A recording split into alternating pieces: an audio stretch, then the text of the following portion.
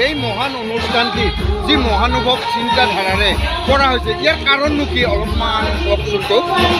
এই মহান প্ৰগ্ৰামটো যে উৎসৱটো যে হৈ আছে মহোৎসৱ, এইটো হৈছে শ্ৰী চৈতন্য গৌৰীয়া মঠৰ প্ৰতিষ্ঠাপকটো যে হৈছে মহোৎসৱটো হৈছে। ইমান মানুহ ইয়াত গেডাৰিং হৈছে, যোনটো যেনেকুৱা উৎসৱ আজিলৈকে আমি গোৱালপাৰাত আজিলৈকে দেখা নাই।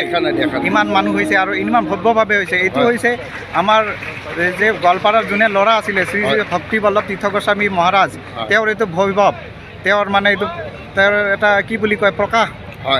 তেওঁৰ উজ্জ্বলতাৰ কাৰণে আজি সকলো বিশ্বৰ পৰা ইয়াত গোৱালপাৰা নিচিনা স্থানত ইয়াত বৈষ্ণৱবিলাক ভক্তসকল আহি ইয়াতে উপস্থিত হৈছে, হাজাৰ হাজাৰ উপস্থিত হৈছে আৰু ইমান ডাঙৰ এটা উৎসৱ মানে সম্ভৱ হৈছে।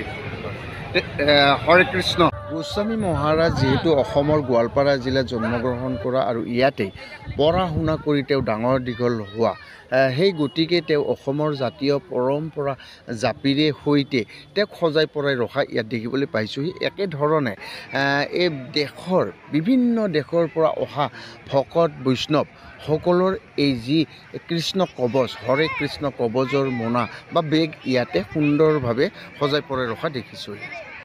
যিহেতু অনুষ্ঠানখনত পৃথিৱীৰ বিভিন্ন দেশৰ পৰা বৈষ্ণৱ ভকত আহিছে, গতিকে ইয়াৰ পৰিৱেশ পৰিস্থিতি হৰে কৃষ্ণময়।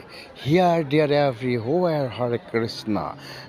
যিফালে চাওঁ সেইফালে আধ্যাত্মিকতা, যিফালে চাওঁ সেইফালে হৰে কৃষ্ণ কথা।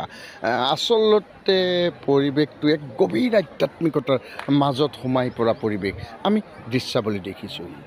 এই আধ্যাত্মিক অনুষ্ঠানটিৰ আজি অন্তিম অৰ্থাৎ শেষৰ দিন আৰু আধ্যাত্মিক যিহেতু অনুষ্ঠান, সেই গতিকে সন্ধিয়া আধ্যাত্মিকতা ওপৰত সাংস্কৃতিক অনুষ্ঠান ৰখা আমি দেখিবলৈ পাইছোঁ। আৰু বলক তেতিয়াহ'লে আমি এই অনুষ্ঠানৰ মাজত সোমাই কিছু দৃশ্যাৱলী চাওঁহি।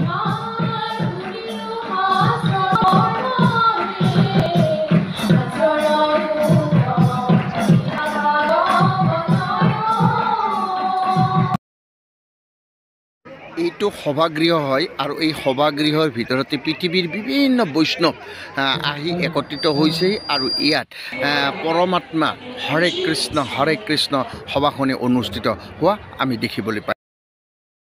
মহান অনুষ্ঠানটিৰ সামৰণি অনুষ্ঠানত খন্তেক সময় উপস্থিত থাকি এই ভিডিঅ'টি তৈয়াৰ কৰিলহি। অনিচ্ছাকৃত ভুল ক্ৰুটি হোৱাটো তেনেই স্বাভাৱিক। সমূহ ভুল ক্ৰুটিৰ গঠনমূলক পৰামৰ্শ বিচাৰি মই মোৰ ভিডিঅ'টি ইমানতে সমাপ্ত কৰিছোঁহি। হৰে কৃষ্ণ।